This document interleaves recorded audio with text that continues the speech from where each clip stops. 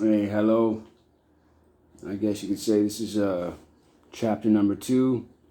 My Samsung A10S or whatever. It would only allow me to do 27 minutes and a few seconds at a time.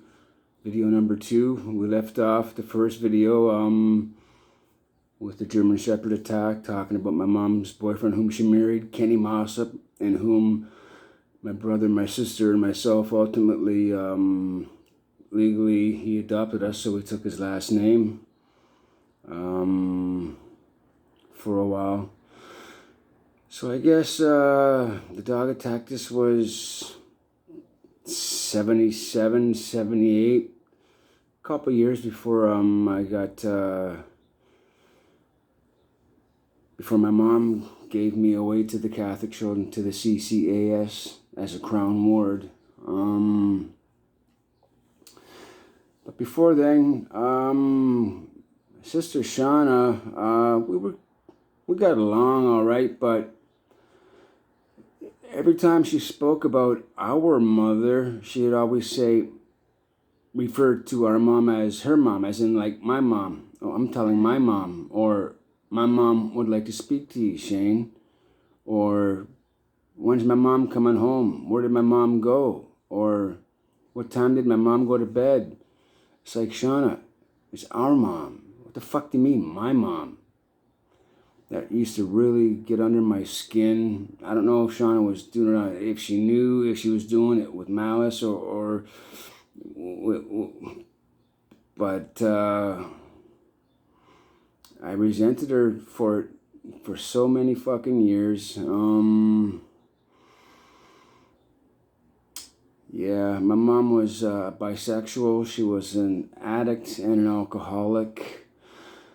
I just remember her when I'd be home, which wasn't often. She'd be so fucked up. She'd be naked, or she'd be in some lingerie with her tits showing, or sitting at the end of her bed. And she'd call, and I go in, yes.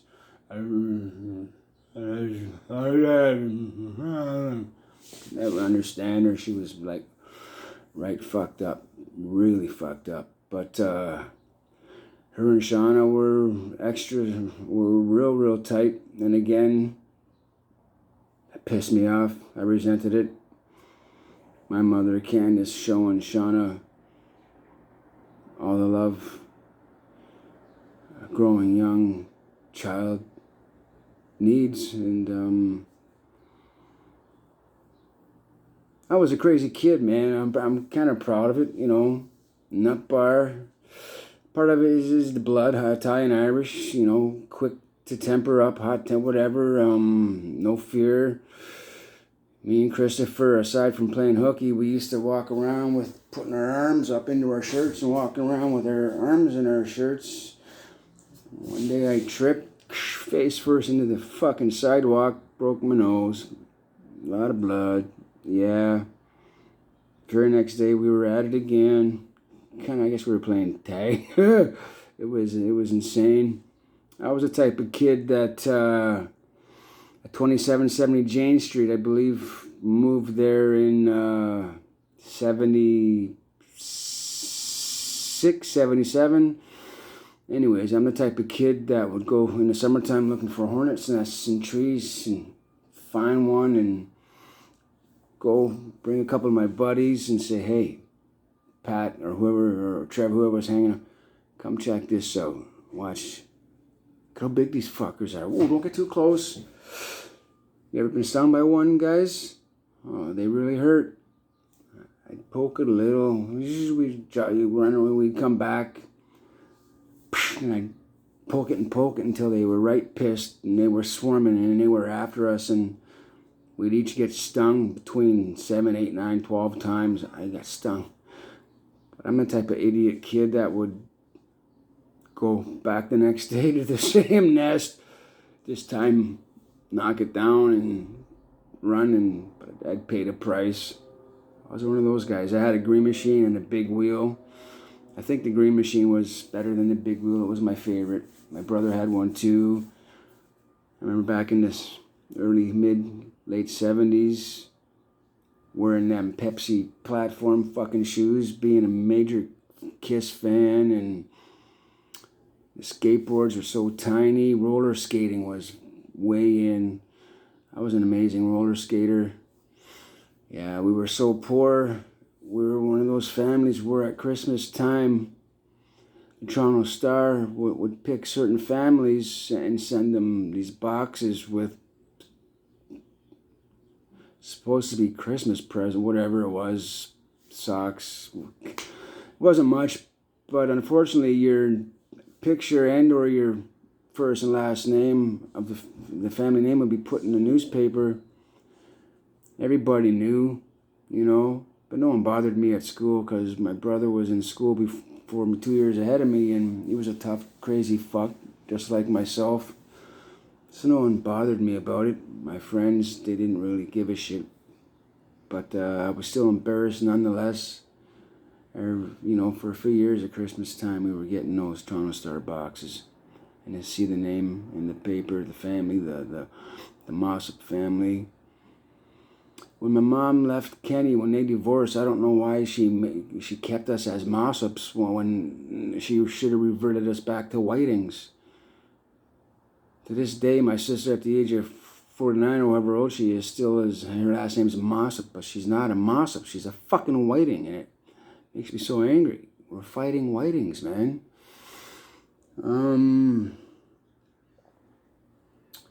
I was the type of kid too, before I got shipped off to the CCAS. Why was I so crazy? Why was I acting up? Why was I getting into so much trouble? I don't know, my mom, was it for attention? I'm not sure. All I know is I enjoyed what I do, and 12 o'clock at night, on fucking Jane Street, buses would come by me and whoever I was hanging out with that night from my building, 2070 Jane Street, right at Jane and Eddie Stone, right beside Camiso Bakery. Great, awesome food. We'd each have a brick. We'd wait for the bus, pop out of the trees, throw the brick up, and the bus would drive in. It would smash into the window shield, but we'd be gone before we knew what actually happened, whether it went through the window shield or just smashed it or whatever. And if we were on a bridge, we'd drop rocks and big heavy ones, as heavy as we could pick up, and drop them on the cars and take off. Never got caught. On my balcony, apartment 331, 2770 Jane Street was a big building in a big U shape. Have one of those slingshots with the rubber hose bands. They were amazing. Little padded thing, brace that goes on your arm, just with pellets put through our other residences' windows. And yeah, that building was full of kids. So my sister and myself, we had many friends in that building. So when I got sent away back in 1980, it was the worst moment of my life, leaving behind all my friends and all my girlfriends. Even though I wasn't screwing, but I was still necking and touching and, going down on. And I sort of remember at 10, was I getting her? I don't know, but I just know my sister had many, many girlfriends, and I was an adorable kid, man. They all just fell in love with me right away. I used to have long hair. My ear was pierced by the time I was 3 or 4 already, and I don't know. So my mom ships me away in 1980. I'm 10 years old. And then Delcrest, I told you about, in Fairmont. And then from there, from Fairmont, I believe I was talking about whether it was an entity or a demon or whatever you want to call it. There was something that would visit me at night. And it's for real. And I'd talk about it, and they thought I was a little loopy, so they shipped me off up north for the very first time. I think to a place in Barrie, to a foster home where these foster parents, so-called, had their own little son named Justin. I remember him. I remember being jealous and wanting to kill him. Anyways, I just remember being locked in my room most of the time and having my meals up in my room, and I hated it there. I hated the mother, and I hated the parents. I hated Justin. He had a little dog. I love animals, but I resented the dog because they wouldn't let me whatever, and they wouldn't let me make a phone call because I wanted to call somebody. I called my mom. I said, "Mom, it's horrible here. I want to come home." And she said, "Shane, honey, I can't do nothing for you. You're a crown ward of the CCAS. I have no more rights." So I said, "Well, you gave me away." And I hung up the phone. They wouldn't let me call. I think her name was Becky. I don't know, or my caseworker back then. I just wanted out so bad. It was miserable. Fuck. So I remember lighting a huge fire across the highway. I think it was fire. The leaves. Anyways, the fire spread real fast in the forest, and they shipped me out. You know, police or whatever came and on an investigation. Mr. Mossop, Shane, not Mr. Mossop, but Shane, you know anything about a fire? And I said, "Yeah, I lit it." "All right." So they shipped me out, and from Barrie, it was the rest of the way was up north, Halliburton, Bancroft, Wilberforce. I think my first stop was at a place called the Toronto Boys Home, or was that in Toronto? Anyways, what? I forget. It was a group home. But I was an amazing hockey player. I forgot to tell you. At the age of 8, I finally started playing hockey. Because of my beautiful grandfather got me into it. Bought all my equipment, paid for my my seasonal league pass or whatever you call it to play hockey. My very first time I needed skates with 2 blades on each skate. That's how shite I was. Didn't last long. Yeah, as I said, I turned into an incredibly amazing hockey player within 2 or 3 years. 10 left. By the age of 13, I'm not lying. I was playing with men that were 20 years old. I could keep up better than most of them. 13. If I wanted to, I could have made the NHL, whatever. But so the group home, I got to play hockey. 10, 11, 12, blah blah blah. Bantam, novice, P. I forget, fucking. But I remember 3 years out of 4. At the end of each hockey season, 3 out of the 4 years. Little town newspapers. If you go to the libraries, I'm sure if you go to the archives, you'll see them. And a picture of me and all my trophies for most goals, most assists, and most total points. 3 out of 4 years playing. I think it was for a hockey team out of Wilberforce, Ontario. Yeah, played against the Halliburton Huskies, I believe. Team in Bancroft Jets. I don't know, but. I was an amazing hockey player. Each group home I went to,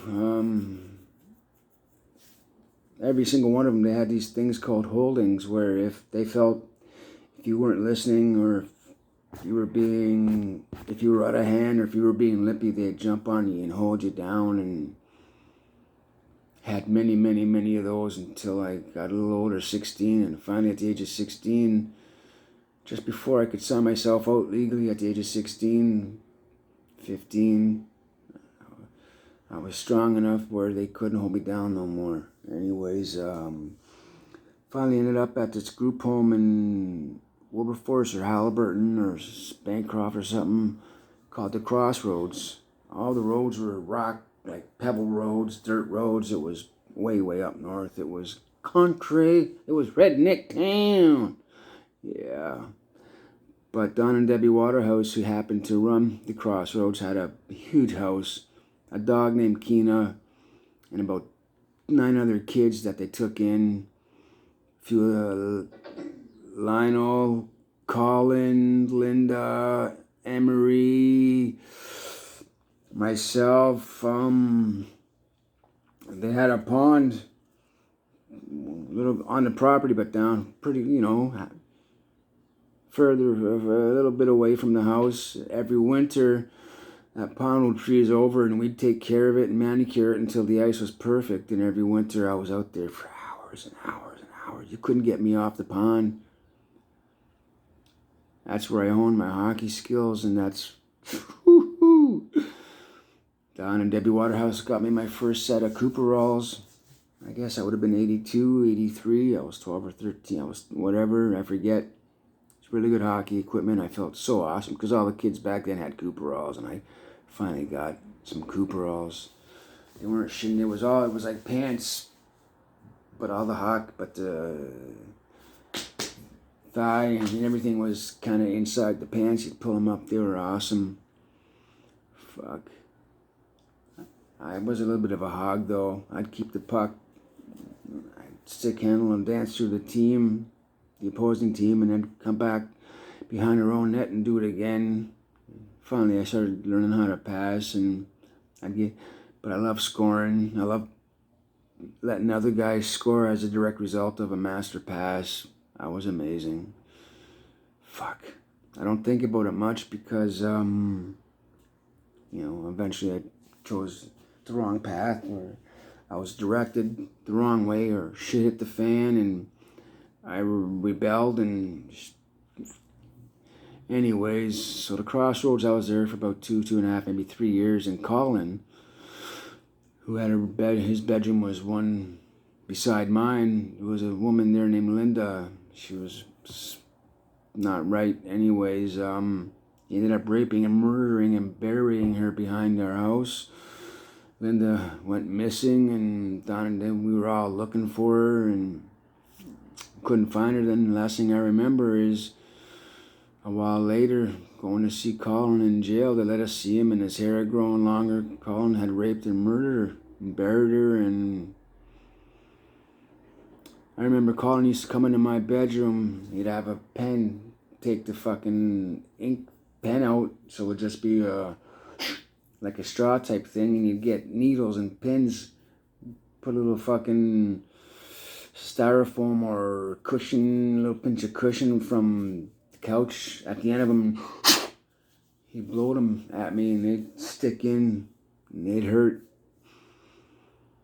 And finally, I got the courage up, and I went and I grabbed him by the throat and ripped the fucking pen thing, the blower dart thing out of his hand, and said, "I'm not going to tell on you, but you ever do that again, Colin, and you'll regret it."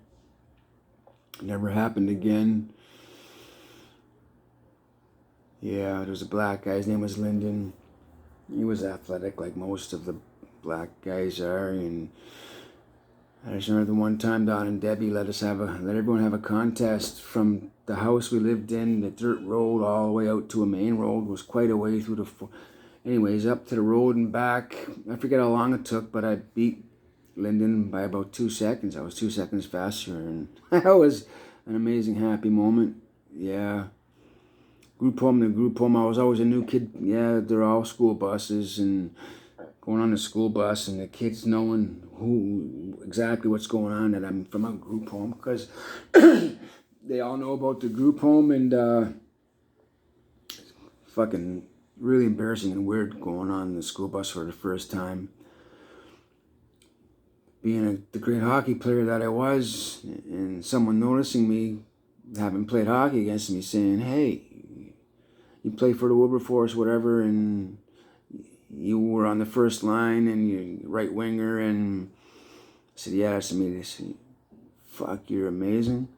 I said, "Thank you." And that was my trump card. That was my in card. Everywhere I went up north,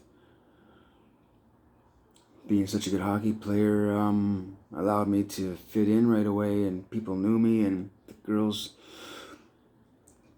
I had no problem picking up girls. Don and Debbie, they were Christian fanatics. We'd have to do Sunday church. We'd have to pray every meal, everywhere we went. We had Bible study at home during the week. If we went to McDonald's or Ponderosa, wherever we went, we'd all have to stand up and hold hands and pray out loud. I hated it. It was embarrassing. They were so deeply religious, and they rammed it down my throat. They forced me to accept Christ into my heart. And that part really sucked. Yeah, that place was shit, except for hockey in the Cooper Halls. From the Crossroads, I was shipped to another place where I kept playing hockey. At the Crossroads, Don and Debbie Waterhouse had a Christian guy named Ray. Anyways, I was molested and raped at the Crossroads a few times. One was by a psychologist / Christian priest. Took turns bringing a few of us over to his house one at a time for the weekend, and having a beer and waking up a day later and fuck. Well, from the Crossroads, I went to another group home up north. It was in the Bancroft, Wilberforce, Halliburton, Fenelon Falls, Bob Cajun area, whatever, and I forget exactly. But the staff there, there was more holdings. I was still allowed to play hockey, which kept me happy and which kept me more or less a good lad. We were allowed to smoke at the age of 14 and 15, but we had to smoke outside. Back then, cigarette company packs called Lonesome'S. They had packs of 30 on the side. They had a little extra pack with an extra 5 in them. I used to smoke the Lonesome Reds. I remember one time I walked into the house of the group home and there was 4 staff there. They were rolling joints on the coffee table. They thought I didn't see because they thought they had moved it fast enough, but cocksucking fuckers. Yeah, they were smoking pot and they weren't supposed to be. I find out that they didn't even go to school. They didn't have licenses. They didn't have paperwork to become group home staff members, whatever the technical legal name for them is. They were just regular fucking citizens that were hired to work there. They had no schooling, no classes, they didn't know what the fuck they were doing. They were doing everything wrong. Again, at this particular place, there was more molestation, more physical stuff. A couple more group homes, 12, 13, I'm 14, now I'm 14. The last group home I went to for a year, I got there with my duffel bag with all my hockey equipment and my hockey sticks, and they took them away from me and said, Shane, this is where you're no longer playing hockey. That was the worst moment of my life, even up until this, still one of the top 3 worst moments of my life. At this point in my life, at the age of 51, that is still in my top 3. From that moment on, the anger, that's when the hate and the rage really began to take place, and they shaped and they formed me with taking my hockey away. New school, new bus, I was no longer the cool, fucking amazing hockey player. No one knew who I was, and so these were my in card. Oh yeah. Tried picking on me, it didn't last. I lost a couple, but I won most of the time. Big heart, I could take a punch. I got a great fucking right hook. Oh yeah. I'm gonna be honest, 3 times in my life there was only 3 instances where it was a 1-punch knockout. You hear stories from many guys, every fight I've ever been to, they were 1-punch knockouts. Adrian! Fuck off, whatever. 3 times it happened to me, but I won way more times than I've lost. I can count on one hand how many times I've lost a fight in all my life. I couldn't count on hands and toes how many times I won. They took my hockey away, and at the age of 15, like I said, is when I started to mature and grow. They couldn't hold me down anymore. I was too strong. I was too nuts, too crazy. I started to miss school, started to smoke pot, started to take acid, started to tell staff members to go fuck themselves.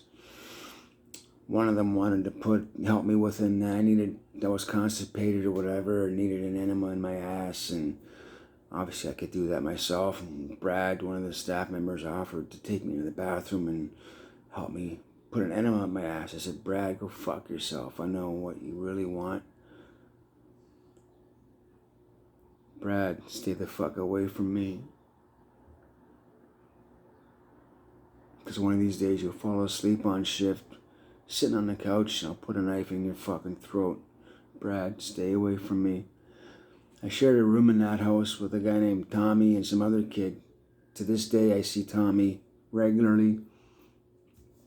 So I've known him most of, if not all my life. Motley Crue was my favorite band, and you couldn't see 1 inch of paint on my walls. They were painted with Motley Crue pictures and posters, and one day the staff went in there and tore every single one of them down and left them all crumpled up and ruined on the floor. I went in, opened the door, and I dropped to my knees, started to cry. Dad stopped very fast, didn't want the other lads to see me crying. Oh, fuck, I was in a rage. I screamed, I ran downstairs, went to the cupboards, got the plates, started smashing windows, and chairs. Oh, woo! They tried, but they couldn't hold me. Eventually, I had to go for a fucking long walk, or I knew something real bad was going to happen. Eventually, I tied fucking the older lady up who used to do the overnight and make sure everyone was cool. Everyone liked her. She was a good lady. I didn't hurt her. I just duct taped her hands in her legs, and I took her car keys, took her car into Toronto. I was on the run. Finally got picked up a year later or whatever, when I was 16, as a young offender. Went to the West, and from the West I went to this place where the worst of the worst go, called Camp Dufferin, where you gotta prove yourself more than once. So I was in the bathroom 3 times. Once I lost, twice I won. After my second win, I'm leaving the guy on his ass and saying, are you fucking done, or am I gonna fucking jump on you and keep fucking smashing your head off the ground? No, we're done. After my second win, that's when finally they stopped bothering me, and I became one of the boys. Camp Dufferin was hard, a hard place. If you were a pussy, if you were soft, between the ages of 14 and 16, you were getting your head broke. You were getting your head split open. You were leaving in an ambulance. I've seen it happen many times, where the kids would start crying and they'd crack to the staff, and then their bed would end up in their bubble office, and that's where they'd sleep and eat. And anyways, getting close to closing time, so this is where I'll end up. Video number 2. Yeah, you'll see video number 3 tomorrow. Take care. God bless. I love all of you. Thank you.